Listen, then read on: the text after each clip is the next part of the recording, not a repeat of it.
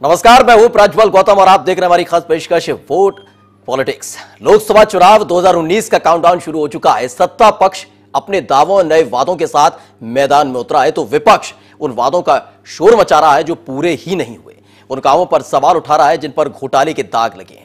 PM Modi Jan Dhan योजना, मुद्रा loan योजना, उज्ज्वला योजना, सर्जिकल स्ट्राइक, एयर स्ट्राइक जैसे सियासी हथियारों से विपक्ष पर हमला करने को तैयार है। तो वहीं विपक्ष नोटबंदी, राफेल में घोटाला और समाज में बिखराव के मुद्दे पर मोदी सरकार को घेरने के लिए चौतरफा प्रहार भी कर रहा है, चक्रव्यूह भी रच रहा है। लेकिन इन सबके बीच जनता भी है जो नई सरकार को चुनेगी, किस आधार पर चुनेगी, यही सबसे महत्वपूर्ण और अहम सवाल है। आखिर जनता का मुद्दा क्या है, जनता क्या सोचकर वोटिंग करेगी, मोदी पर एक बार फिर भरोसा करेगी या नया प्रधानमंत्री चुनेगी? इन सवालों का जवाब हमने यूपी के अलग अलग शहरों में तलाशने की कोशिश की है।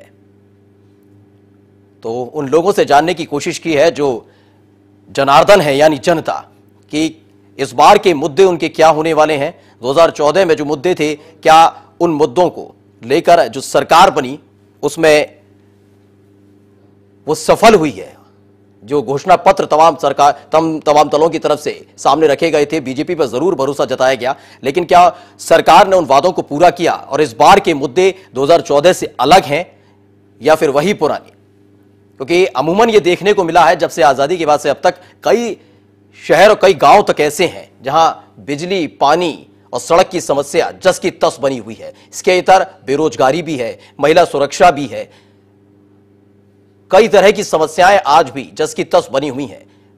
हर सरकार आने से पहले वादा करती है और उसके बाद अमूमन यह देखने को मिलता है कि उसी ढर्रे पर चलती है जो पिछली सरकारें चल रही हैं। लेकिन इस बार किस तरह का बदलाव देश की जनता चाहती है, उत्तर प्रदेश की जनता चाहती है, कैसा हो उनका सांसद, कैसी हो उनकी सरकार, यही जानने की कोशिश हमने की। तो जनता के मुद्दे जनता से सीधे हमने पूछे, क्योंकि राजनीति राजनेताओं का धर्म हो सकता है, लेकिन लोकतंत्र में जनता जनार्दन है और उसी के माध्यम से जो दल है वो सत्ता तक पहुंचते हैं। एक बार फिर से अग्नि परीक्षा से गुजरेंगे सभी दल, लेकिन सबसे महत्वपूर्ण भारतीय जनता पार्टी के लिए होगा, क्योंकि 5 साल की जो एंटी इनकम्बेंसी या फिर जो तमाम वादे 2013 में चुनाव के दौरान किए गए थे और 2014 में सत्ता में आने के बाद उन्हें कितना निभा पाई, यही तलाशने की और पूछा हमने देश की जनता से भी। तो चलिए सबसे पहले झांसी चलते हैं और वहां की जनता से सुनते हैं कि उनके मुद्दे क्या हैं इस चुनाव में।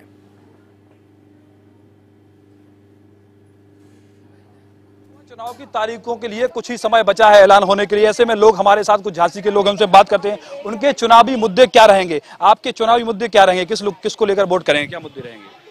जीवन की उत्पत्ति सबसे पहले भारत में ही हो, सबसे ज्यादा दरिद्र क्या भारत ही है। इस देश में अनेकों समस्याएं हैं, इसमें है राजनीतिक पद भ्रष्ट हो गई, देश के प्रश्न जलद बने हैं, कौन संभालेगा देश को, देश के रक्षक ही भक्षक बने हैं। हॉनेस्टी होनी चाहिए, एक प्योरिटी होनी चाहिए राजनीति में। क्या भ्रष्टाचार मुक्त होना चाहिए? यस, पूरा टोटल भ्रष्टाचार मुक्त होना चाहिए। भारत राजनीति लोगों को ऐसे काम करने चाहिए, देश की सामाजिक, राजनीतिक, आर्थिक स्थिति में परिवर्तन करें, कुछ स्पिरिचुअलिटी हो, कुछ आध्यात्मिक राजनीति पे पक्ष पे मैं विकास दूंगा। ये लोगों को रोजगार मिले, पानी मिले, चिकित्सा मिले, सारी चीज मुहैया होए। हमारे साथ कुछ और लोग हैं, हम उनसे बात करते हैं। आपके चुनावी मुद्दे क्या रहेंगे, किसको लेकर आप वोट करेंगे, क्या मुद्दे रहेंगे? सर, हमारे मुद्दे तो ये हैं कि झांसी में काफ़ी इम्प्रूवमेंट हुआ है और हम और इम्प्रूवमेंट चाहते हैं। जैसे कि अभी इलेक्ट्रिसिटी का थोड़ा सा प्रॉब्लम और रह गया है, वो भी होना चाहिए थोड़ी। और जो पिछड़े एरिया हैं उसमें थोड़ा सड़कें और पानी और बिजली की थोड़ी प्रॉब्लम है। बाकी और जो पॉज एरिया है उसमें तो काफ़ी फैसिलिटी हो गई है, बट जो पिछड़े एरिया उनके लिए हम चाहते हैं उनकी सड़कें अच्छी हो, बिजली हो, चिकित्सालय, और जो बच्चे स्टूडेंट जो हमारे गवर्नमेंट स्कूल में बच्चे जाते हैं सर, उन पे बिल्कुल ध्यान नहीं दिया जाता। और मैं सबसे पहले प्रशासन से यही करूँगी कि जो गवर्नमेंट स्कूल है उसमें बच्चों को ज़्यादा मान्यता और ज़्यादा शिक्षा के ऊपर ध्यान दिया जाए, तभी हमारा देश प्रगति कर सकेगा सर। हमारे साथ कुछ और लोग मौजूद हैं, उनसे हम बात करेंगे। आपके क्या मुद्दे रहेंगे चुनाव को लेकर? चुनाव आने वाला है, तारीखों का ऐलान होने वाला है। चुनाव में सबसे पहले यही रहेगा कि ग्रोथ हो एजुकेशन को लेकर, और जो हमारे यूथ घूम रहे हैं उनके लिए एम्प्लॉयमेंट होना चाहिए जिससे कि बेरोजगारी कम हो। ये सबसे मेन मुद्दा है आज की जनरेशन का। हमारे साथ कुछ और स्टूडेंट हैं, उनसे हम बात करते हैं। आपका क्या मुद्दा रहेगा चुनाव को लेकर? सबसे पहले तो मैं बेरोजगारी की बात करूं, क्योंकि मैं एक युवा हूं और मैं युवाओं के साथ चलना चाहूंगी। युवा कल के भविष्य, कल का एक स्वर्णिम भविष्य है। और जैसे कि आप सभी जानते हैं कि कोई भी एग्जाम हो जाता है वहाँ इसका रिजल्ट सालों रुक जाता है, जो हमारे लिए समस्या है, क्योंकि ये बराबर लगातार आता रहे तो इससे जो बेरोजगारी है वो घटती जाएगी और हमारा युवा एक आगे जाकर बहुत अच्छे देश का निर्माण कर सकता है। यही सब हम लोग काम। ये हमारे साथ झांसी के लोग थे जिनका कहना है कि चुनाव में हर समय जो मुद्दे हैं वो बहुत ज्यादा मुद्दे रहेंगे। बिजली, सड़क, पानी और घरेलू महिलाओं को, जो महिलाओं का कहना है, उनका कहना यह है कि जो महंगाई हो रही है उसको भी कंट्रोल किया जाए, जिसको लेकर वो वोट करेंगे। Pushpendra Yadav, national voice, Jhansi. तो ये देखिए, झांसी ने अपने मुद्दे बता दिए हैं, झांसी की जनता ने, कि उमा भारती को चुना जरूर था लेकिन अब भी जस के तस कई मुद्दे बने हुए हैं, जैसे कि सड़क, पानी, बिजली, और इसके अलावा स्वास्थ्य की बात की उन्होंने, शिक्षा की बात की, बेरोजगारी की बात की, क्योंकि युवाओं को सबसे ज्यादा जरूरत अगर किसी चीज की पड़ती है वो है जॉब, लेकिन वो जॉब वहां पर उपलब्ध नहीं हो सकी है। क्योंकि झांसी की अगर बात करें तो बुंदेलखंड में पड़ता है, पानी की समस्या वहां पर बहुत रहती है। और हमारे साथ कई हमारे सहयोगी भी जुड़े हैं झांसी से, खुद हमारे साथ हमारे सहयोगी पुष्पेंद्र जुड़े हैं, वहीं लखनऊ से चंद्रमणि शुक्ला, और साथ ही स्टूडियो में हमारे साथ हैं हमारे एडिटर कुमार भावेश चंद्र। फिलहाल सबसे पहले झांसी चलते हैं अपने सहयोगी के पास। पुष्पेंद्र, अभी सुना शिक्षा भी चाहिए, स्वास्थ्य भी चाहिए, और बात कहा है उन्होंने कि सड़क, पानी, बिजली, इन्हीं मुद्दों के साथ तो 2014 में भी वोट कास्ट किया था। लगता है कि खरा नहीं उतर पाई उमा भारती, जो कह रही थी उस दिन मंच से कि निकम्मी सांसद साबित हुई हूं, क्या माना जाए?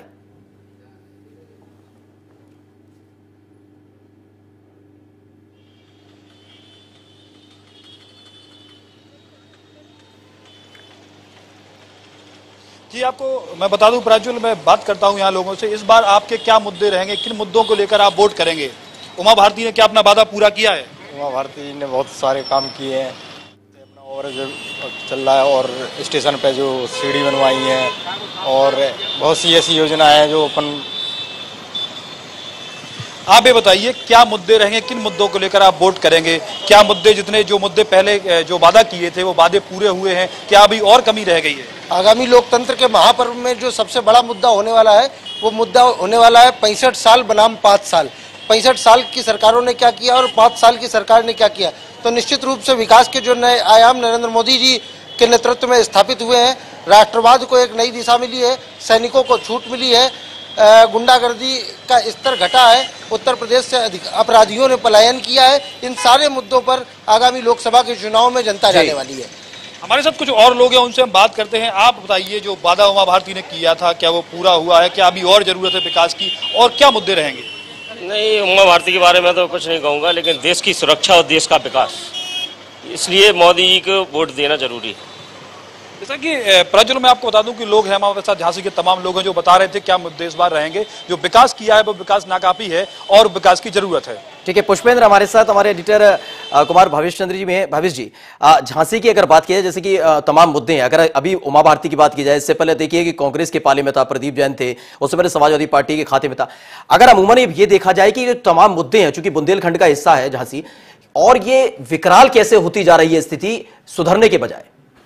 देखिए प्रज्वल, जब चुनाव आते हैं ना तो सारे मुद्दे एक साथ काम करते हैं। इस वक्त वोटर्स जो है, और हर तरह का वोटर जिसके साथ जिस तरह की परिस्थिति रहती है, जिसको जिस तरह की दिक्कत होती है, या उसको लेकर उसकी जो सोच है, वो सारा रिफ्लेक्शन इस इलेक्शन में आएगा, इसके नतीजों में आएगा।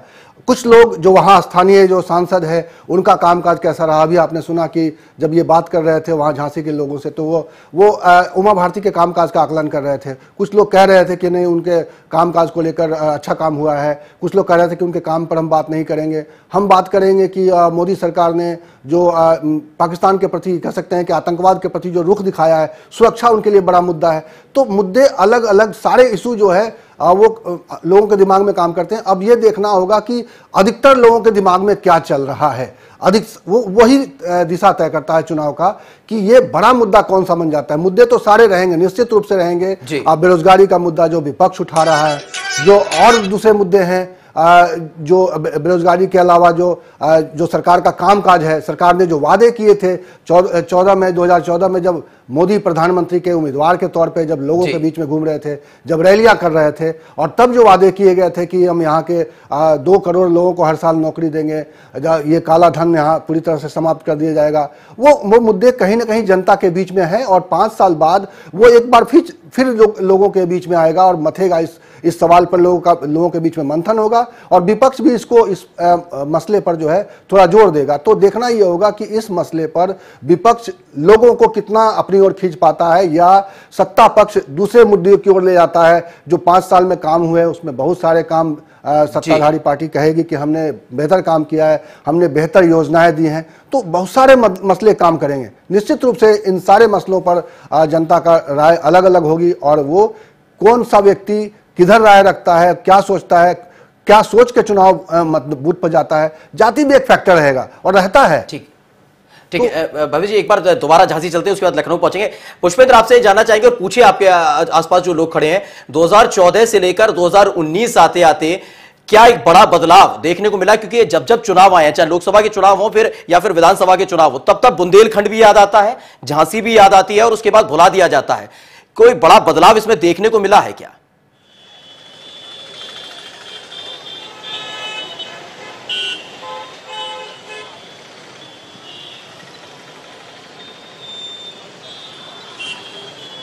जी, मैं आपको बात करता हूं, आपको 2014 से 19 तक कोई बड़ा बदलाव देखने को मिला है झांसी में? आपको क्या लगता है? देखिए, कोई बड़ा बदलाव बनने को ना देखने को मिला है। झांसी स्मार्ट सिटी तो हो गई है। स्मार्ट सिटी के बाद झांसी में अभी तक कोई ऐसी सुविधा नहीं है जो आम नागरिकों को लाभ मिल सके इसका।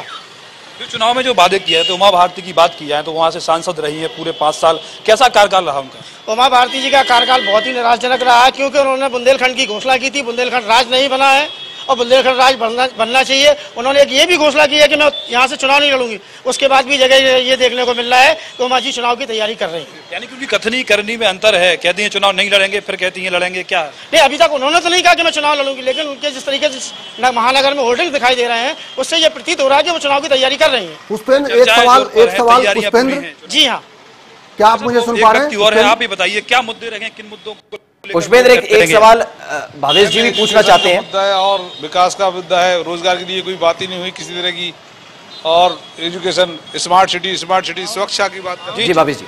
पुष्पेंद्र, एक बात जो बार बार अभी बहुत जोर शोर से भारतीय जनता पार्टी की ओर से उठाई जा रही है कि सुरक्षा के मसले पर, आतंकवाद के मसले पर उसने कड़ा एक्शन लिया है। ये वाला जो इशू है भारतीय जनता पार्टी का, खास तौर पे अगर देखा जाए तो सर्जिकल स्ट्राइक पहले भी हुआ, इस बार भी पाकिस्तान के आतंकी ठिकानों पर हमला हुआ। तो ये जो नैरेटिव दिया जा रहा है कि सबसे सुरक्षित जो है अगर रख सकती है कोई सरकार तो वो मोदी की सरकार है, ये कितना काम कर रहा है झांसी में? क्योंकि वहां पे अब इस बार तो ये तय हो चुका है कि उमा भारती अब चुनाव नहीं लड़ने जा रही। उन्होंने कह दिया है कि अब वो चुनावी राजनीति से अलग हो रही हैं और वहां पे दोबारा चुनाव वोटिंग के लिए नहीं जाएंगे। जो भी कैंडिडेट आएगा, क्या मोदी का ये संकल्प वहां पे कुछ काम करेगा?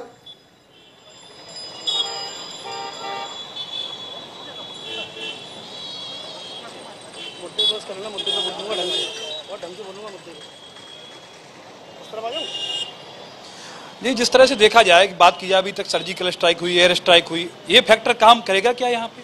मुझे तो नहीं लगता, क्योंकि ये चुनाव जो होना चाहिए शिक्षा पे होना चाहिए, जातिवाद से हटके होना चाहिए, विकास पे होना चाहिए, जनता को सुविधाएं मिलना चाहिए। क्योंकि सबसे बड़ी बात यह है कि बुंदेलखंड एक ऐसा पिछड़ा राज्य है, जब भी रास्ता बनाया नहीं है, किसी ने नहीं बनाया।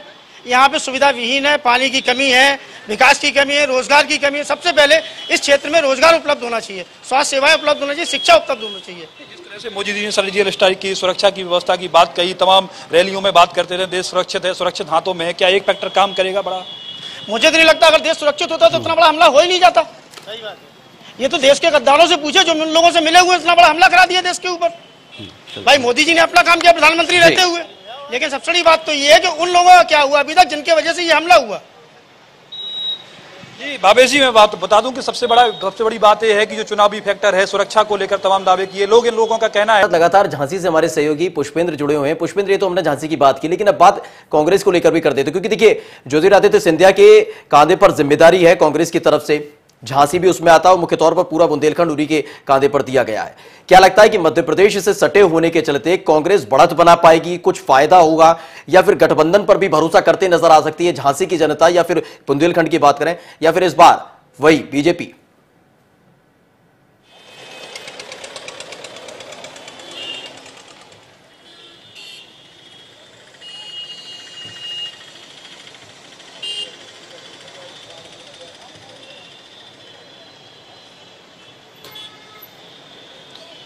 जी प्रज्वल, मैं आपको बता दूं कि ज्योतिराज सिंधिया को एक बड़ी जिम्मेदारी दी गई है। बुंदेलखंड भी उनके क्षेत्र में आता है और सही असली बात यह है कि वो यहाँ बुंदेलखंड के जो मध्य प्रदेश है उससे भी सटा हुआ उनका जिला है, जहाँ के वो रहने वाले हैं, ग्वालियर से आते हैं वो, तो उसका भी एक फैक्टर यहाँ काम करेगा। हो सकता है कांग्रेस में जो बुझी हुई लालटेन थी उसमें जान डालने का भी काम करेगा। सबसे बड़ी बात यह है कि बुंदेलखंड के जो किसानों की बात की जाए तो किसानों की सबसे बड़ी समस्या रही है। हमारे साथ कुछ युवा हैं जो रोजगार चाहते हैं, रोजगार का वादा किया था, क्या आप लोगों को रोजगार मिला है युवाओं को?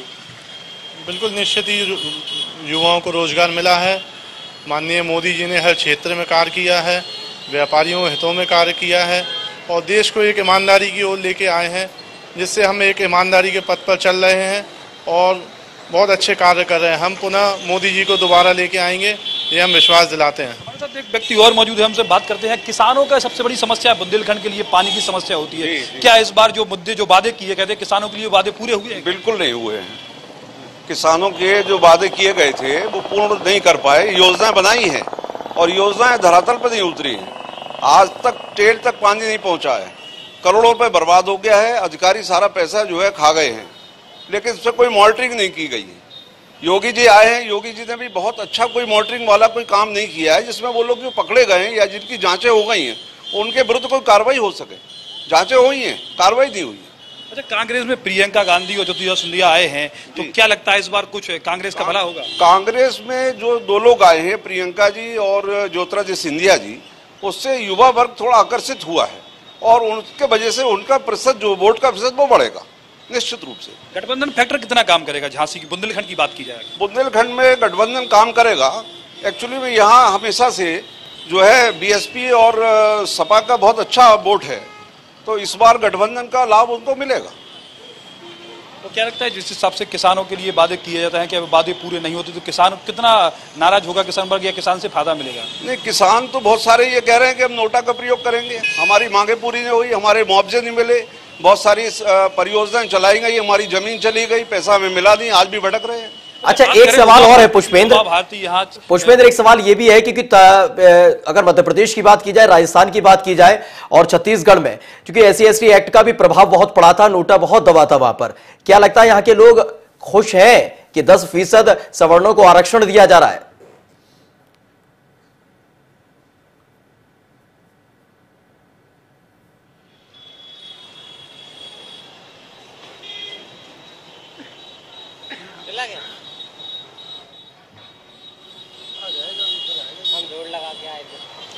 अच्छा, बात की जाए जो सवर्णों को आरक्षण दिया गया उसमें लोग कितने खुश हैं?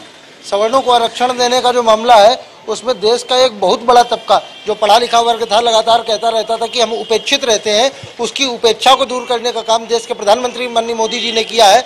10% सवर्णों का जो आरक्षण मिला है वो आने वाले लोकसभा के चुनाव में अपना बखूबी काम करेगा और जो 5-7% के वोटों की जरूरत 51% मतों को आने में थी, उस मत के अंतर को पूरा करने का काम ये 10% सवर्णों को आरक्षण करेगा। अच्छा, यानी कि बीजेपी को जीत दिलाने में सबसे बड़ी अहम भूमिका होगी आरक्षण?